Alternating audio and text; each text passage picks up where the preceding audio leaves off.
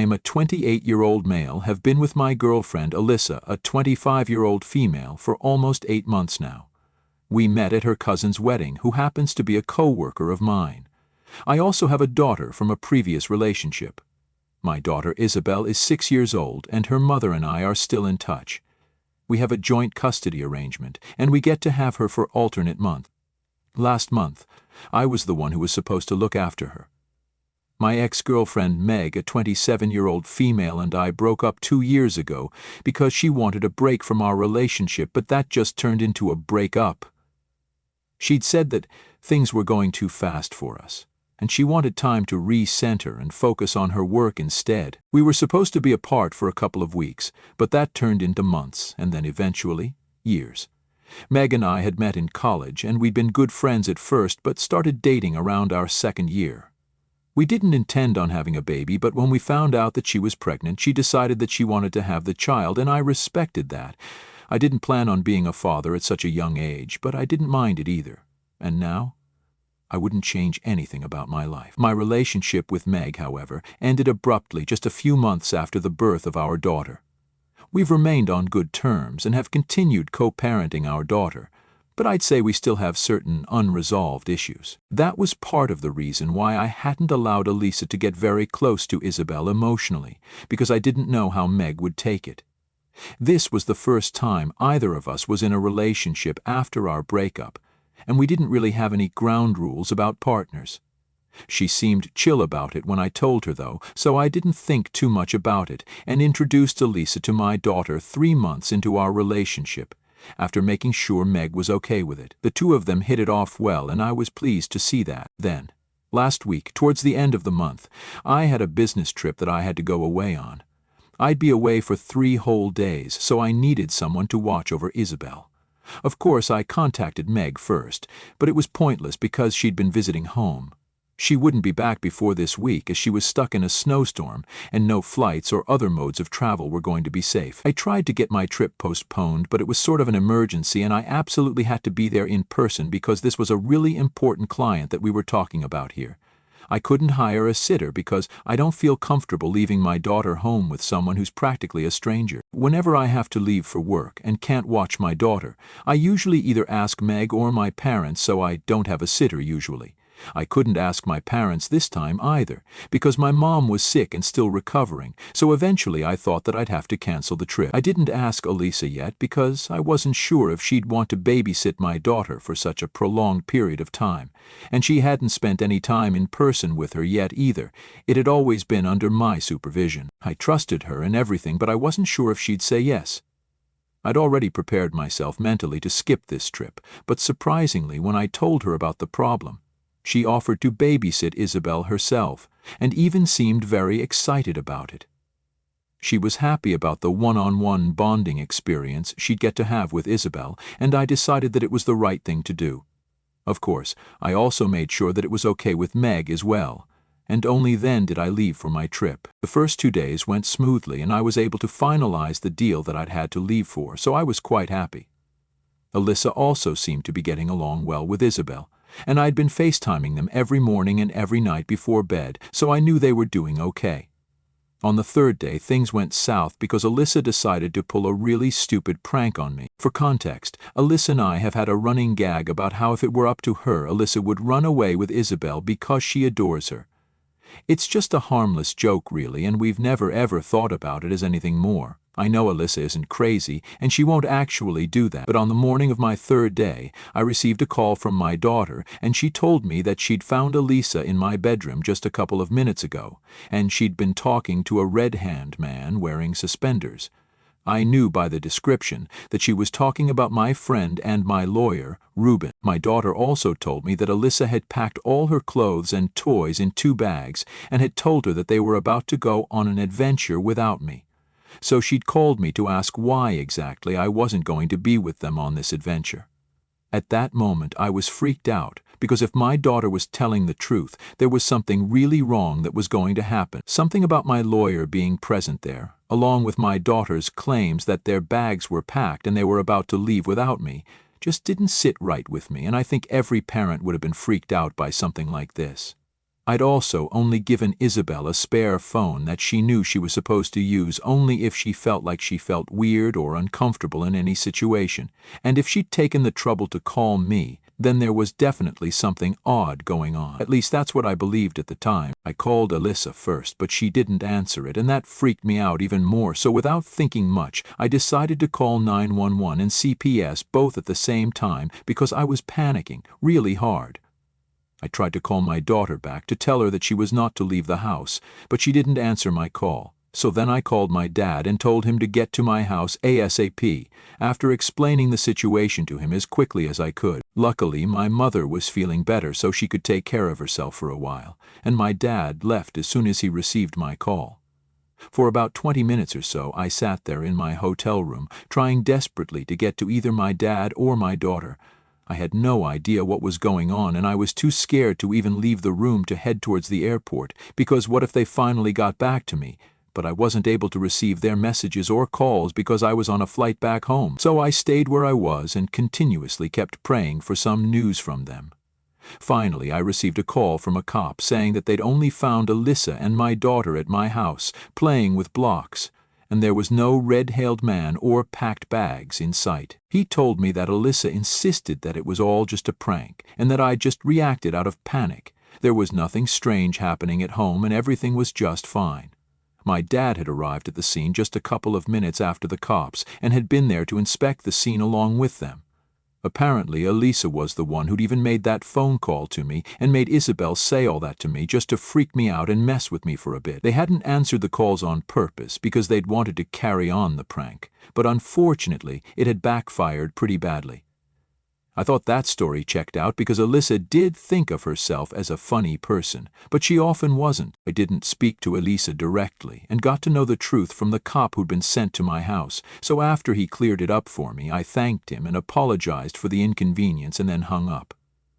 After that was done, I called my dad and told him to take Isabel home with him. I was going to take the flight home that evening, so it was just a matter of hours.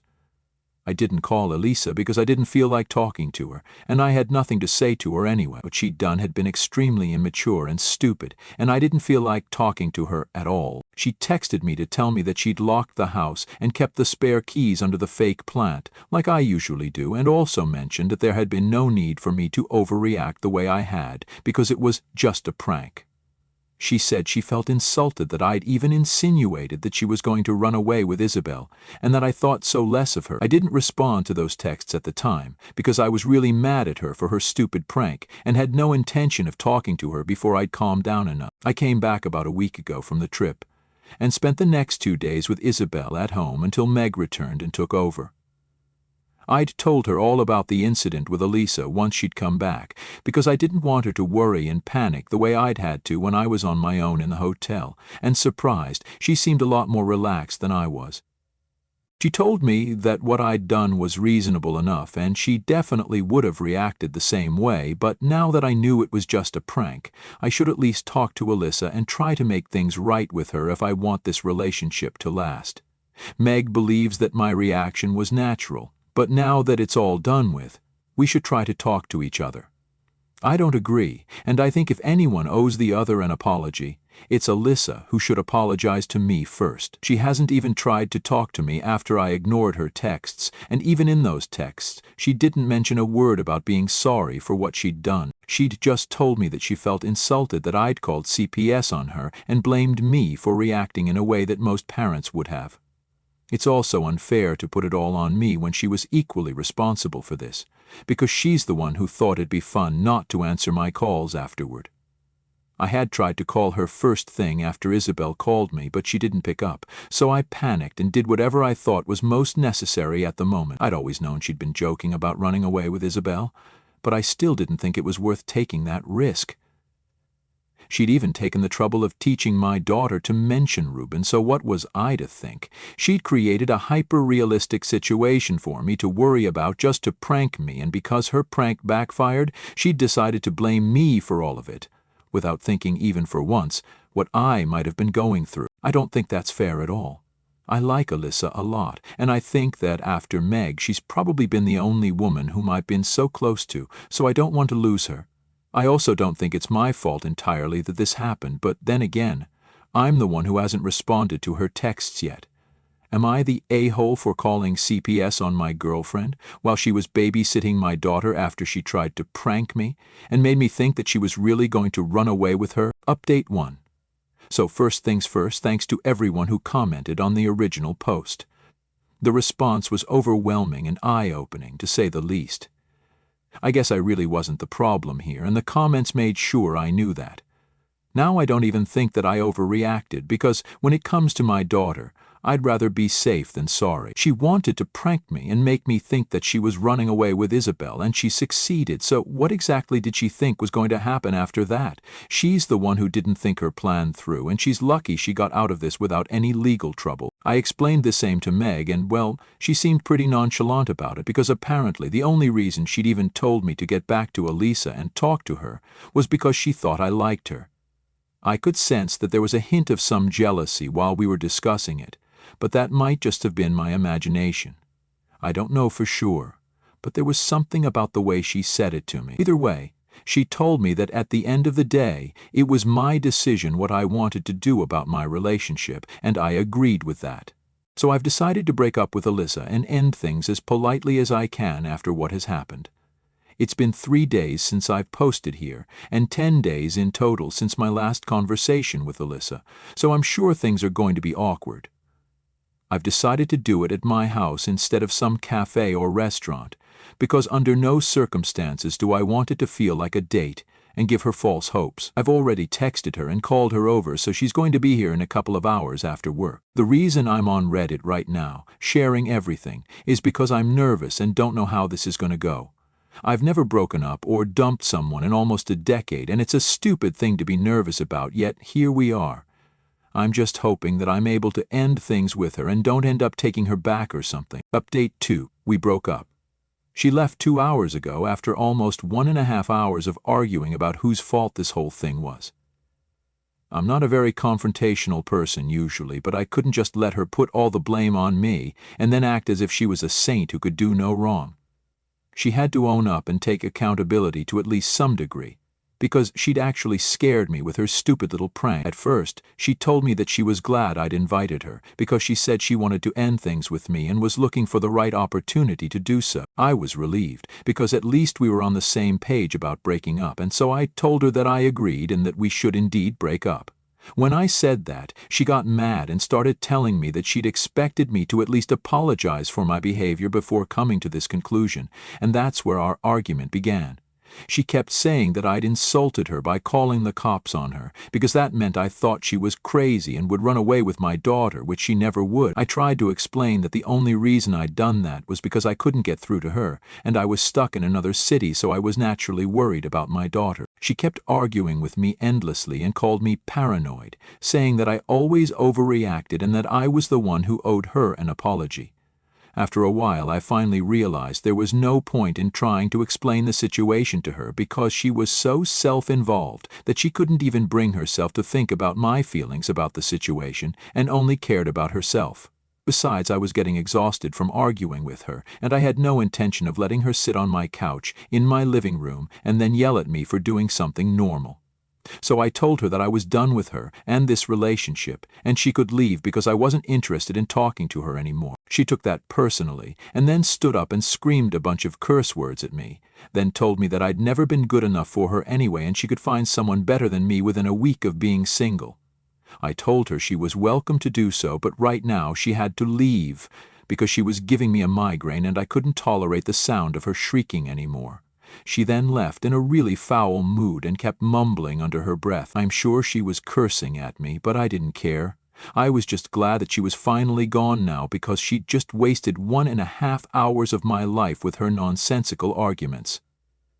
I don't know how I'd ever even considered giving her a second chance at this relationship, because she definitely doesn't deserve to be a part of my or my daughter's life at all. Update 3. So it's just been a day, but the repercussions of the breakup have already started taking its toll on me. Elisa didn't talk to me directly after she left, but late at night she decided to text Meg instead. She didn't have her number, so she sent her a message on Instagram instead. It wasn't a very nice message, and it accused Meg of trying to ruin the relationship I had with Alyssa by poisoning me against her. Ooh, this is just so stupid, because while we were arguing yesterday, Meg didn't even come up even once. Like, we didn't even mention Meg, so I don't know where that came from out of the blue. Throughout the 8 months that we dated, Alyssa must have met Meg 3 times and has never spent one time with her, so I don't know where she got that from. She didn't even know that it was actually Meg who had tried to encourage me to speak to her again, and if she'd known, I don't think she would have said the things she did. She called Meg a lot of things, including homewrecker and the B word several times, for no real reason apart from needing a scapegoat. I was furious when I found out in the morning, because when Meg had tried to inform me, I was already asleep. I told her that I was going to call Alyssa and talk to her, but Meg told me not to, because this was an attempt to get a reaction out of me. And after thinking about this for a while, she didn't think it was a good idea for me to contact her at all. I'm not happy about it, but she's right, so I decided to block her instead. If she tries anything funny, then I'll probably just speak to my coworker about it and try to get him to put an end to that, because, from what I know, they're kind of close and share a good relationship. So he might be able to help me. We haven't had the opportunity to discuss any of this yet, but I plan on talking to him soon enough. The issue is that he works in a different department, and we don't get to see each other often, but I'm sure that Alyssa must have told him something or the other. His behavior towards me hasn't changed in the past week or so, but I'm sure now that Alyssa and I have broken up for good, she'll leave no stone unturned to disrupt my life. I'm stunned I never realized she had this crazy side of hers during our relationship, because this is something I should have been able to tell. To think I'd left her with my daughter for ages just feels weird now, but at least I was able to end this relationship before it went too far. I hope she leaves this alone now. Update 4. Hey everyone. So this update is not going to be about Alyssa, even though she hasn't left me alone at all.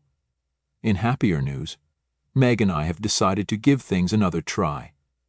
It's been 2 weeks since the last update, and 5 days ago, Meg visited me with Isabel and said that she had something important to discuss with me. Turns out my hunch about her feeling a tad bit jealous of Alyssa had been right, and she confessed that she'd been feeling confused about her own feelings, and so she'd pretended to be all right with me going back to Alyssa, even though that's not what she wanted at all. She regretted ever asking for a break and then breaking up, because initially it had just been the stress of work and our relationship and our future that was getting to her, but after she sorted out the work front, she was too embarrassed to come back to me and just ended up letting me go. And I never asked her about it either, so she figured I didn't want to come back. It had just been a misunderstanding on an epic level, and we regret it now. Looking back, we were both really just young and stupid and had no idea what we were doing. We let our pride get in the way of our happiness. But hopefully that won't happen again. Meg and I have decided to go out on a few dates in the coming weeks to test the waters, and if it all works out well, then we might move back in together. That'll work out well for Isabel, too. Honestly, I'm excited because I've missed Meg, and I'm sure she's missed me too, even though we were too proud to admit it. I'd feel bad for Alyssa, but I tried my best in that relationship. She's the one who screwed it up, so I'm not going to sit here and feel guilty for moving on with Meg after that. Speaking of Alyssa, she's still harping on about my supposed overaction and tells everyone she knows about the same. My co-worker actually stopped speaking to her over this because he believed that my reaction was completely justified. I've spoken to Ruben, and even he thinks that she went too far. Ruben and I are close, and he's met Alyssa a couple of times, but for her to bring him up in her so-called prank just to freak me out annoyed him too. I mean, of course he did, because in a way she was trying to make me doubt him and his intentions as well. My coworker and I talked about Alyssa just a week ago, and he told me that she's been insufferable since the breakup and has been painting herself as the victim of some great tragedy, which she isn't. When he called her out on her bullcrap, she got mad at him too, and that's how they ended up not speaking to each other at all. She's still sending me texts through multiple accounts, but none of them are cute ones. Only ones that call me crazy and psych, like, yeah, we can all see who's crazy now. I haven't responded to her yet, but I will speak to Ruben once he's a little less busy so that we can start looking into protective orders, because I don't want her loitering near my house at any point if this escalates. Not because I'm worried for myself, but because of Isabel. I don't like to think about it, but with people like Elisa, there's really no telling what she'll do just to get back at me, especially once she finds out that Meg and I are getting back together once more. Update 5. Some of you guys weren't happy that Meg and I were getting back together and were actually sympathizing with Elisa. But back when she pulled that insensitive prank on me, Meg and I were just friends and nothing more. I've always been respectful of boundaries, and there has been no cheating at all, emotional or otherwise, so I don't think anyone should jump to conclusions unnecessarily. That being said, now Meg and I are properly back together, and she's even scheduled to move in this week. It's been a month since the last update, and Elisa has since apologized to me in an email, because apparently she'd been diagnosed with BPD a couple of years back, but she stopped going to therapy because she felt like she was getting better. It explains the weird behavior because she says she's more prone to anger issues now than before, which is what caused that reaction. And there's just a lot of other messed up stuff going on with her, which I didn't know before. Her father passed away a few weeks before we broke up, and she had a strained relationship with him, which is probably what triggered her very inexplicable behavior. Not the prank, that was very much her, but whatever came after. I wish her the best, but we're not in touch anymore.